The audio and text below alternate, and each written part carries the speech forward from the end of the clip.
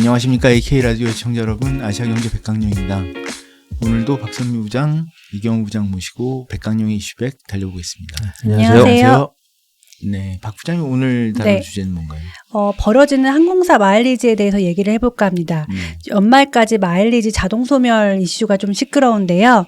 저도 올해는 소멸 마일리지가 없지만 작년 11월에 항공사로부터 한 1,300마일 정도가 이제 연말이 지나면 소멸된다는 메시지를 받고 부랴부랴 찾아봤지만 또 이렇게 시기를 또 놓치고 이래서 1,300마일 정도를 날렸던 경험이 있습니다. 연말마다 이제 마일리지 소진대라는 해마다 이제 반복되는 일인데요. 특히 올해 불만이 많아지고 있는 거는 코로나 기간 동안에 이제 하늘길이 좀 닫혀서 마일리지를 소진할 수 있는 방법들이 조금 없었어요. 그래서 최대 3년까지 마일리지 그 만기를 연장을 했었는데 그 만기가 동시에 돌아오는 시즌이기 때문입니다. 원래 항공사 마일리지는 10년이 유효기간입니다. 그런데 이제 코로나 때 이제 한번 연장을 취했음에도 불구하고 이제 사람들이 몰리다 보니까 마일리지 사용이 좀 힘들어서 불만들이 쏟아지고 있는데요. 실제로 소멸 예정일 마일리지를 쓰기는 쉽지 않은 상황입니다. 보통 마일리지를 혹시 모으신 경험이 있으신가요? 제가 특별히 모으진 않고 네. 그냥 뭐 대한항공이나 아시아나항공을 타면은 쌓여서 네. 뭐 제가 쓰진 않고 가족들이 조금 썼던 것 같습니다. 보통 이렇게 비행기를 탈 때 쌓이는 마일리지가 있고 또 많은 사람들이 신용카드를 사용하면서 그 좀 소소한 할인 혜택들을 포기하고 대신에 항공사 마일리지 적립하는 경우가 많은데요. 신용카드 사용할 때 보통 대한항공은 1,500원당 1마일리지, 그리고 아시아나항공은 1,000원당 1마일리지를 적립해주는 경우가 많습니다. 그런데 이제 또 좀 비싼 신용카드들이 있어요. 연회비가 뭐 45,000원 이런 신용카드들을 쓰면 예를 들어 뭐 신한카드 에어 1.5 카드 같은 경우는 아시아나항공일 경우 1,000원당 1.5마일리지 조금 더 많이 적립을 해주곤 해요. 그래서 이런 혜택들을 좀 노리고 1년에 뭐 4천만 원 이상 쓰고 이런 사람들은 마일리지를 좀 모아서 나중에 여행을 갈 때 조금 써보려고 모으는 경우가 많은데 이렇게 차곡차곡 마일리지를 쌓으면 어떤 혜택이 있을까 보통 생각을 하잖아요. 아시아나 홈페이지에 들어가면 이런 문구가 있습니다. 아시아나 클럽 회원님께서는 적립하신 마일리지로 스타 얼라이언스 항공편을 이용해 전 세계 1,200여 곳을 편리하게 이용할 수 있습니다. 근데 사실 이 문구가 100% 맞다고는 할 수 없어요. 왜냐하면 마일리지를 이용해서 항공권을 자유롭게 이용할 수 있는 것처럼 써져 있는데 실제로 발권하는 게 이렇게 쉬운 일은 아닙니다. 이거는 뭐 아시아나도 그렇고 대한항공도 그렇고 대부분의 항공사들이 비슷한 경우인데요. 성수기 인기 노선회 같은 경우는 예약 가능한 좌석이 또 많지 않아서 여행 시기가 임박하거나 이러면 매지는 경우가 정말 많고요.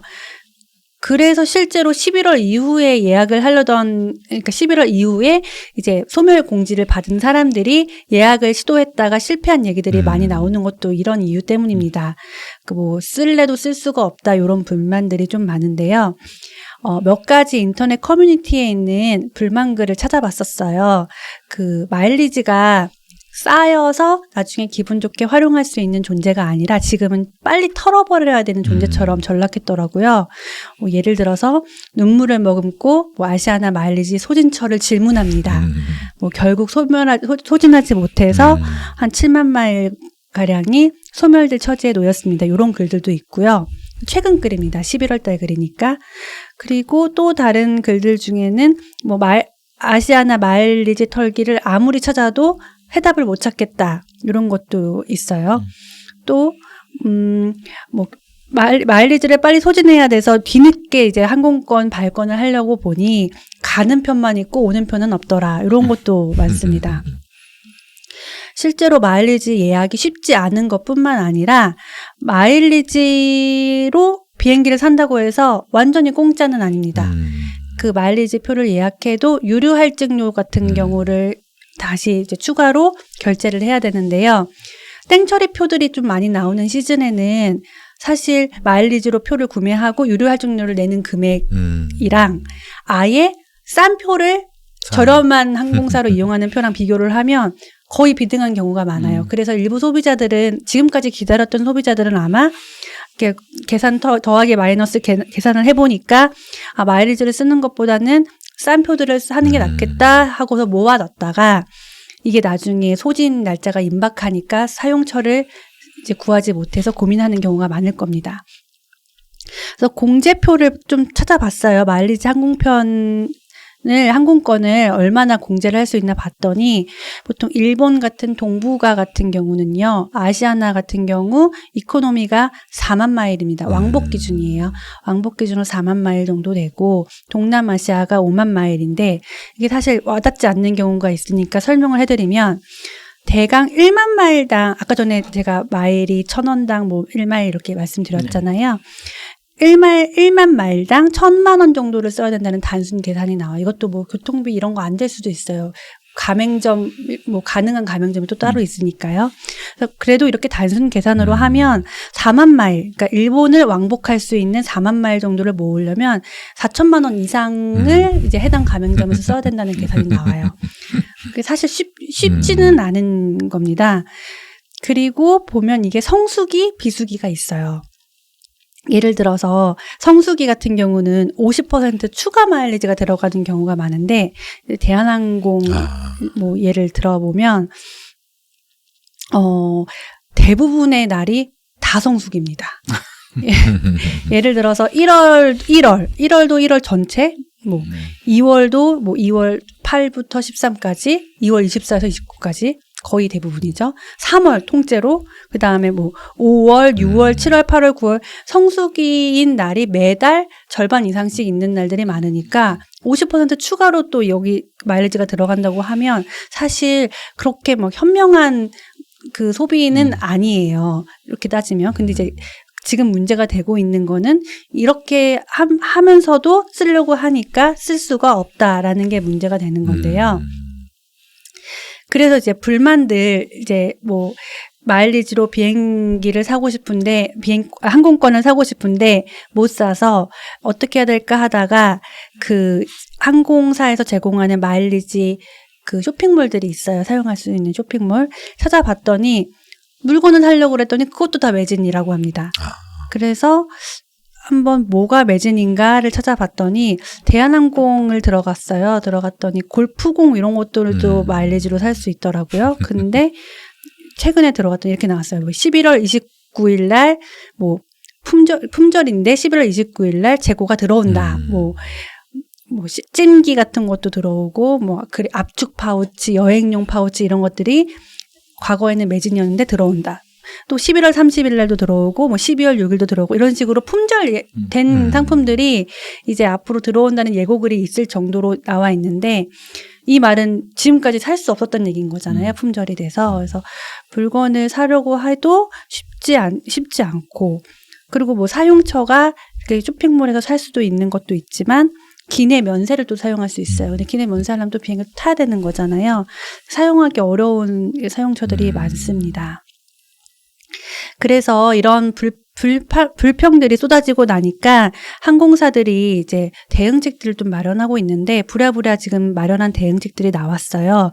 그 대한항공이랑 아시아나 같은 대형 항공사들이 민원 해소를 위해서 가까운 제주도를 이제 마일리지를 사용해서 갈 수 있는 특별기를 좀 투입을 한다고 합니다. 그래서 대한항공은 12월 28일부터 내년 1월 1일까지 이제 김포 제주 노선에 마일리지 우선 발권 가능한 특별기를 띄우기로 했고요. 아시아나도 마찬가지로 뭐 제주 해피 마일리지 위크 이런 거를 만들어서 12월 2일부터 15일까지 2주간 김포 제주 왕복 그 좌석을 대량 늘려서 마일리지로 이용할 수 있게끔 했습니다. 또 대한항공 같은 경우는 현금을 같이 섞어서 그 부족한 마일리지를 현금으로 같이 구매할 수 있게끔 지금 이런 시스템을 운영하고 있는데 그럼에도 많이 못 쓰잖아요. 항공사들이 사실 보면 마일리지를 소비자들이 많이 안 써서 쌓아놓은 그 이득들이 꽤 됩니다. 지난 9월 말 기준으로 얼마나 됐나 봤더니 대한항공 같은 경우는 2조 5천억, 아시아나는 9,800억 정도 있다고 해요. 그러니까 이만큼이 이제 소비자들이 마일리지를 쓰지 못해서 남아있는 경우라고 보면 되겠고요. 지금 소비자들은 그런 부분도 좀 불안해하고 있어요. 그 아시아나나 대한항공이 지금 합병 이슈가 그렇죠. 맞물려 있잖아요. 기존에 아시아나를 많이 그 마일리지를 많이 모았던 사람들은 신용카드 쓸 때 예를 들어 1,500원당 1마일은 대한항공인데 1,000원당 1마일은 아시아나다. 그러면 사실 아시아나가 조금 적게 주는 거잖아요. 근데 합병이 되면 똑같이 이게 1대1 비율로 다 적용이 안 될 수도 있단 말이에요. 그래서 아직 그 기준은 안 나온 그쵸. 거죠. 그래서 그런 혼란들이 좀 요즘에 계속 많은 상황입니다. 그래서 사람들이 합병이 되기 전에 털고 가자. 아시아나 마일리지를 털고 가자라고 생각을 해서 더 이제 연말에 이제 몰리는 경우가 있어요. 그래서 다 매진되고 뭐 살 수 있는 쇼핑몰이 매진되고 하는 이유도 거기가 그 부분이 조금 있다고 생각합니다. 그래서 어떻게 해야 될까를 좀 생각을 해봤는데 마일리지라는 게 어떻게 보면 공짜로 얻는 포인트 같은 개념이긴 하지만 또 전체적으로 보면 그 돈과 다 연결이 되는 부분이잖아요. 마일리지가 몇 점인지 내가 얼마를 갖고 있는지 또 어떻게 사용을 해야 되는지 모르는 소비자들이 많은데 항공사들이 이거를 좀 충분히 고지를 할 수 있어야 된다고 생각을 하고요. 그리고 이것들을 쓸 수 있는 사용처들을 조금 더 많이 만들 필요가 있어 보입니다. 그래서 마일리지가 적은 사람들도 예를 들어 마일리지가 충분하면 항공권을 좀 비싼 마일리지를 끊더라도 가려는 사람들이 있겠지만 작년 저 같은 경우도 1,300 마일리지 남았다고 했잖아요. 되게 애매한 마일리지예요. 비행기 항공권을 못 끊는데 물건을 사기에는 좀 아깝고 약간 이런 마일리지들이 있단 말이에요. 그래서 마일리지가 적은 소비자들도 적극적으로 사용할 수 있게 좀 문턱을 낮출 필요가 있다고 생각합니다. 솔직히 말씀드리면 저는 마일리지를 주지 말고 네. 가격을 좀 싸게 해주면 어떨까라고 생각을 하거든요. 근데 네. 그게 그리고 저 마일리지가 다 항공사인 부채기 때문에 네. 아주 복잡한 일이 생기고 예전에 보면 지금 통신사들이 굉장히 많이 그런 비슷한 마일리지 비슷한 그렇죠. 포인트가 포인트 있죠. 이런 거 네. 그다음에 뭐 각종 그 혜택 같은 게 있었는데 자세히 생각해 보면 예전에 비해서 지금 거의 없어졌어요. 네. 근데 그 대신 통신 요금이 내려갔다고 얘기하기는 좀 뭐하지만 오르진 않았거든요.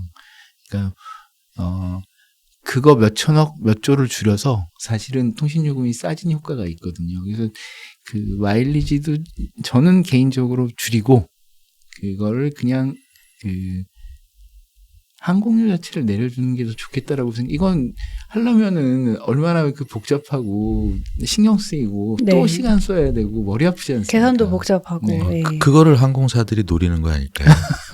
예컨대 지금 그럴 박 수 부장께서 말씀하시는 것처럼 뭐 이렇게 에디터께서 말씀하시는 것처럼 가격을 내릴 이유가 없죠. 네. 사실은. 그게 뭐냐면은 사실 그 마일리지 장사를 해서 항공사들이 돈을 번다는 얘기가 있어요. 그렇죠.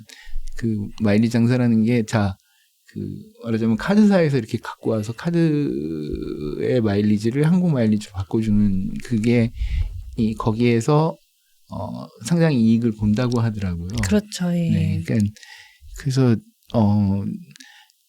저가 항공사들은 마일리지가 없죠.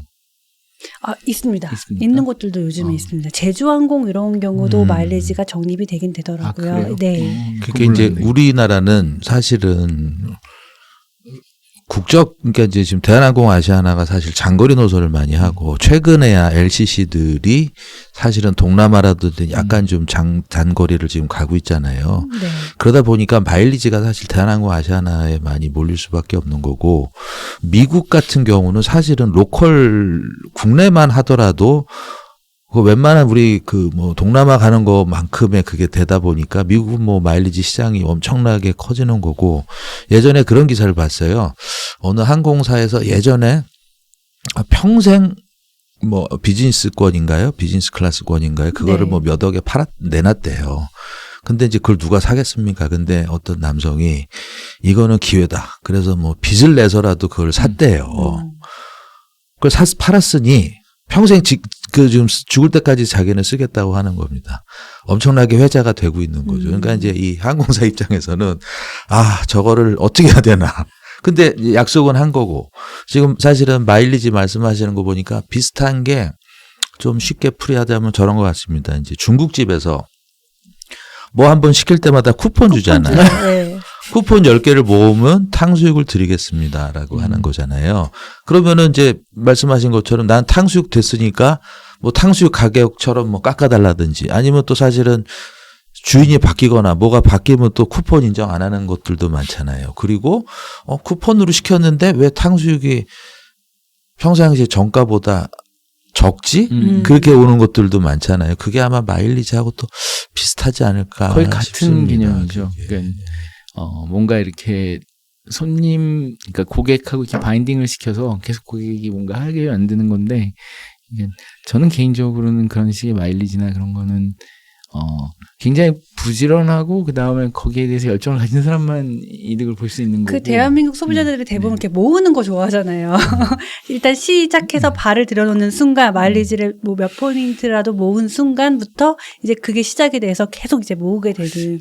저 같은 경우에는 그걸 잘 못해서 그러니까 늘 손해보는 느낌이 있거든요. 그러니까 무슨 그런 식의 경품이라든가 이런 데서 그러니까 그걸 열심히 하시는 분들한테 뭘 뺏기는 느낌이 있고 그 열심히 하시는 분들도 그 시간에 다른 일을 해서 뭔가 돈을 벌거나 그러면은 그거보다 더 많은 돈을 벌 수 있을 텐데. 그래도 아마 매년 뭐 2천만 명 이상이 해외로 간다고 하니까 아마 네.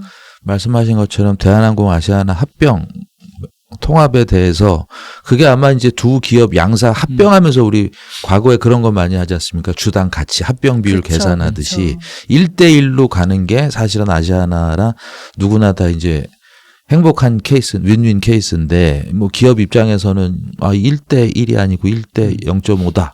라고 하면 내가 10만 마일 갖고 있는데 5만 마일밖에 못 쓰는 거잖아요. 근데 노선은 만약에 아시아나가 했던 노선이다. 억울할 수 그러면 조금 있죠. 그렇죠. 네. 그게. 그래서 아마 그 지금 저쪽 공식 입장이 곧 합병이 되는데 유럽에서도 지금 승인이 거의 그렇죠. 난 걸로 알고 있습니다. 근데 몇 년간은 아시아나 체제를 유지한다. 그리고 그 이후에는 좀 논란이 있겠죠. 그 마일리지 한 지붕 두 가족씩으로 네. 이제 하면서 점차 뭐 줄여가겠죠, 하겠죠. 간격을. 네. 그렇게 하는 것으로 알고 있습니다.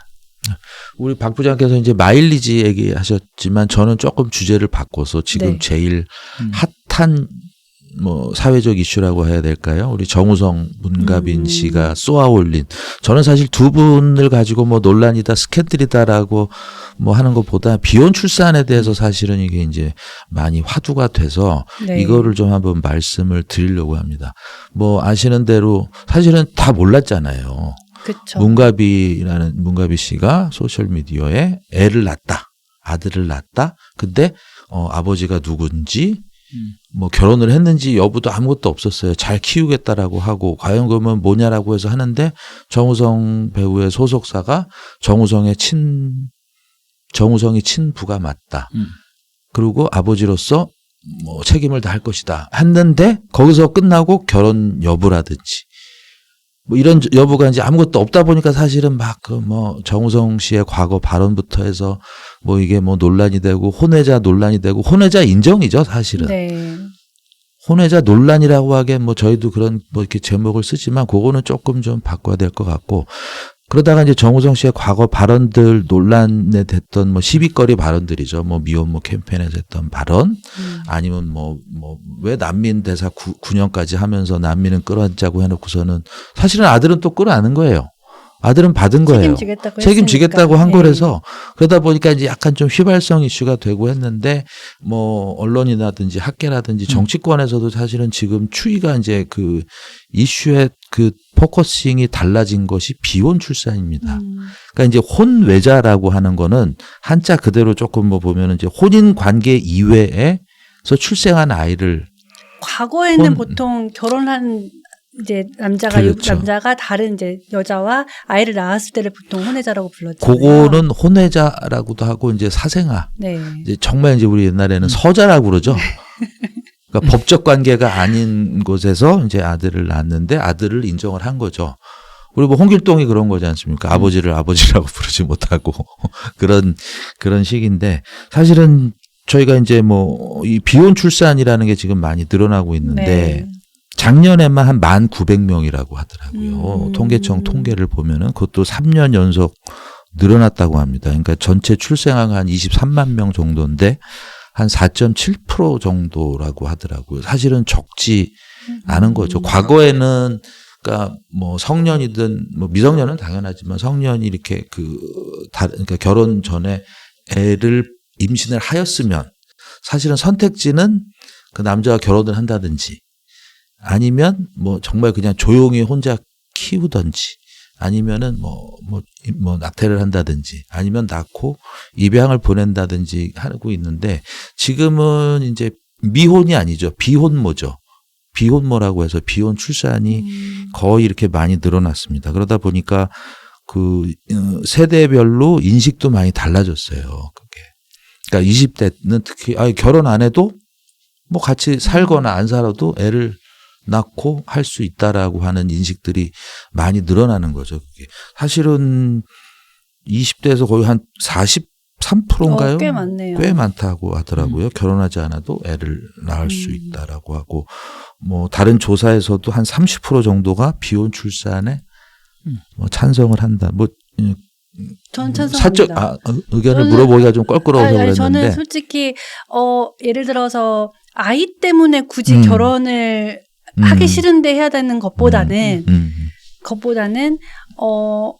그냥 혼자 살더라도 아이와 사는 것도 나쁘지 않다라고 생각을 해요. 그렇죠. 예. 아니, 저는 뭐 어떤 방향이든 애가 많이 나오는데 무조건 찬성합니다. 그게 이제 지금 네. 말씀하신 것처럼 그 이슈가 비혼 출산의 이슈가 지금 출산율하고 연동이 되면서 네.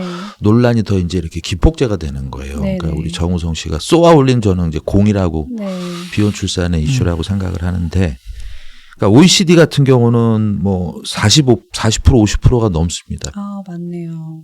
그러니까 비혼 출산으로 낳은 그 출생아 수가 뭐 아이슬란드, 칠레, 코스타리카 이런 데는 70%가 넘는다고 해요. 근데 그런 거잖아요. 남편이나 부인은 없어도 되는데 아이는 있으면 좋다 이런 개념인 거잖아요. 그렇죠. 근데 이제 저렇게 되지 않으면 진짜 우리나라 얼마 후에 없어진다라는 게 농담이 아닌 상황이라서 그래서 이제 우리는 혼외 출생률이 뭐 이제 과거 기준으로 지금 한 4.몇 프로 정도, 7% 정도인데 과거의 기준은 한 2.2%다라고 하는데 이게 만약에 현재 혼외 출생자와 이렇게 그런 추세가 만약에 뭐 OECD 뭐 이렇게 이거를 꼭 쫓아가야 되나라는 거는 모르지만 그 정도까지 가면은 거의 합계 출산율이 지금 뭐 1도 안 되는데 1.55명까지 갈 수 있다라는 것들에 대한 이제 뭐 전문가들의 의견이 있습니다. 근데 사실은 그 비혼 출산이면은 그렇지 않습니까?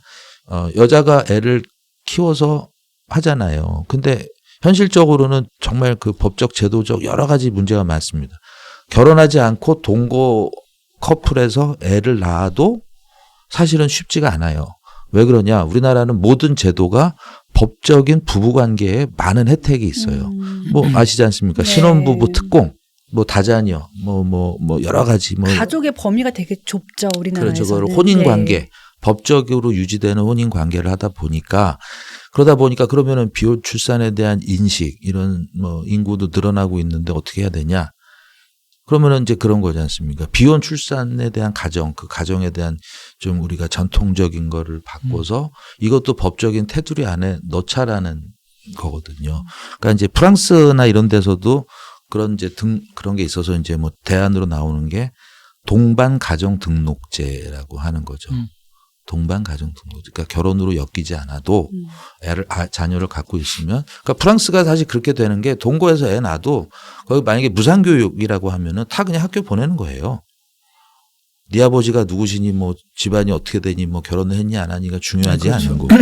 네. 그러다 보니까 이제 우리나라도 이제 그렇게 좀 가야 되지 않느냐라고 생각을 하는데 두 분은 찬성을 하시는 거잖아요. 네, 그렇죠. 그러니까 그 우리나라의 지금 같은 결혼 제도가 성립한 게 사실 몇십 년 안 되거든요. 그리고 그 제도대로 그대로 하다가는 정말 나라와 민족이 없어질 판국인데 그리고 미혼 상태에서 혹은 비혼 상태를 낳았는데 걔를 차별한다는 거는 그 똑같은 사람인데 그걸 왜 차별해야 되는지 저는 그건 잘 이해를 못 하겠거든요. 그리고 그런 것도 있을 것 같아요. 많은 젊은 사람들이 그러니까 뭐 결혼은 안 하고 싶다, 뭐 난 비혼주의자다 이런 사람들이 많잖아요.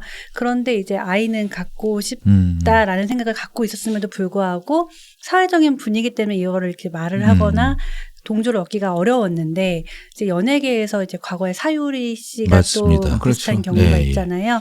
이제 연예계에서 이런 사례들이 나오면서 조금씩 이걸 말을 할 수 있는 분위기가 형성됐고 인식들이 좀 많이 바뀌고 네. 있다는 생각이 들더라고요. 그러니까 이제 혼인 연령이 늦춰지면서 아까 말씀하셨던 것처럼 사유리 씨 같은 경우는 이제 남편이 기증을 아니죠. 받았죠. 이제 네. 기증을 받아서 인공수정으로 해서 낳고 그걸 위해서 지금 연예인이나 일반인들 중에서도 뭐 아시는 대로 정자든 난자든 좀 더 나이 어릴 때 혹시나 몰라서 미리 얼려놓자 냉동이라든지 이런 관심들도 많고 그게 사실은 예능에서도 많이 이제 그게 화제가 되는 거거든요. 네. 그러니까 그만큼 인식이 많이 바뀌었는데 제가 이제 뭐 아까 말씀드린 것처럼 여기에 항상 그러면은 모두가 다 찬성을 하지는 않을 거 아닙니까? 네네. 어디서 반대를 할까요? 만약에 동거 부부의 출산에도 가족으로 인정을 해주자라고 하면. 여러분들이 다 생각하실 만한 곳들입니다. 결국은 종교계.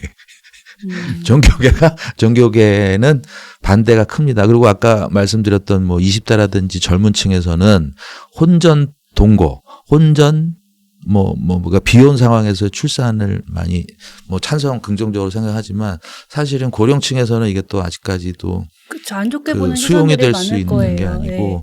이게 사실은 아까 말씀드렸던 뭐 동거 신고라든지 동거 등록제가 되면은 아마 종교계에서 아마 반대를 많이 할 거라고 합니다. 왜 그러냐면은 아시는 대로 뭐 종교 교계 쪽에서는 가족이라는 법적인 테두리에 특히 종교계는 뭐 낙태 네. 라든지 동성애도 반대하잖아요.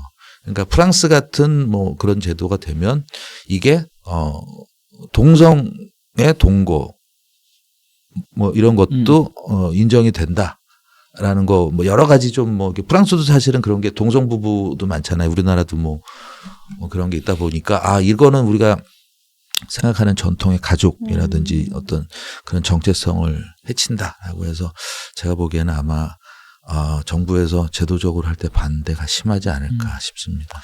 제가 이번에 그 사건이라고 해야 되나 그 기사가 나오면서 댓글을 봤는데 이렇게 예를 들어 그러니까 부정적인 댓글이 생각보다 굉장히 적었고 그 다음에 사실 여기 들어오기 전에 제가 아티스트 유나이티드라는 회사 주가를 보고 왔어요. 근데 그게 말하자면 이정재 씨하고 정우성 씨하고 같이 이제 최대 주주 그다음에 2대 주주 정도 되는 회사인데 주가가 최근에 많이 올랐더라고요. 그러니까 그 돈은 되게 냉혹하잖아요. 근데 보통은 그런 일이 생기면 그런 연예 기획사 혹은 뭐 그런 회사들은 많이 빠져야 될 텐데 아니더라고요. 오늘도 한 4~5% 오른 거를 보고 제가 아까 전에 보고 이제 들어왔습니다. 우리나라가 그만큼 인식이 많이 달라지는 거죠. 댓글은 좀 다를 수 있어도 돈은 되게 냉정한데 아마 사실은 지금 오징어 게임이 개봉하기 때문에 뭐 이정재 주연 뭐 이래서 그 회사 주식이 올라가고 있는 것도 있지만 그가 뭐가 중요한데 네. 라고 사람들이 생각하고 근데 있는 것 나중에 같아요. 이게 부작용도 분명히 발생은 할 것 같아요. 왜냐하면 예를 들어 양육비를 뭐 주고 이런 식으로 그렇죠. 돼 있다고 하더라도 나중에 안 주면 그걸 뭐 그러니까 법적으로 강제하거나 그러니까 그렇죠. 네, 그런 그런 게 것들이 조금 어려울 부분이 걸림돌들도 많이 있어서 있습니다. 문제가 계속 부작용들은 나올 것 같습니다. 근데 이미 근데 법적으로 선진국이나 문제가 다른 크게 데서 안 될 것 같은 게 자기 친자라고 얘기를 했고 그렇죠. 그런 경우에는 유산이나 혹은 양육비 같은 거를 법적으로 받을 수가 있을 것 같은데. 그거는 당연히 저기가 되는 거라서 이제 비혼 출산 아까 말씀드렸던 혼인을 하지 않는 동거라든지 그 가족 거기서 낳은 그걸 가족을 어떻게 볼 것이냐 그런 부분들 그러니까 인식의 변화의 속도가 과연 이제 우리가 이제 그 외국에서 많이 이제 이미 광범위하게 되고 있는 그런 제도를 어떻게 같이 우리나라가 그거를 꽤 맞출 수 있느냐 거기에 따라서 이제 뭐 성패라고 그래야 되나요? 그게 또 뭐 나눠질 것 같습니다. 자, 오늘은 항공 마일리지와 비혼 출산 문제에 대해서 얘기해봤습니다. 지금 한창 뭐 그 시기적으로는 마일리지 문제, 그 다음에 지금 이슈로는 비혼 출산 문제가 크게 이슈가 되고 있는데 한번 생각할 볼 만한 주제였던 것 같습니다. 오늘도 백강영의 이슈백 시청해주신 여러분들께 감사드리겠습니다. 감사합니다. 자, 감사합니다.